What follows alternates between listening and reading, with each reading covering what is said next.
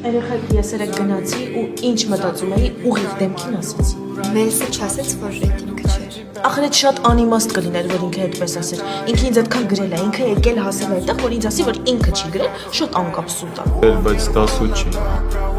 Ինչ մամ չպատասխանեցի, որովհետև շատ ջղայնացած էի ու փորձում էի ամբողջ մտքերս հավաքել, որ Մելսին ամեն ինչ ասեմ։ Բելա, մեծ եկել է, որովհետև ես եմ ասել, որ դու իրան այնտեղ սպասում ես։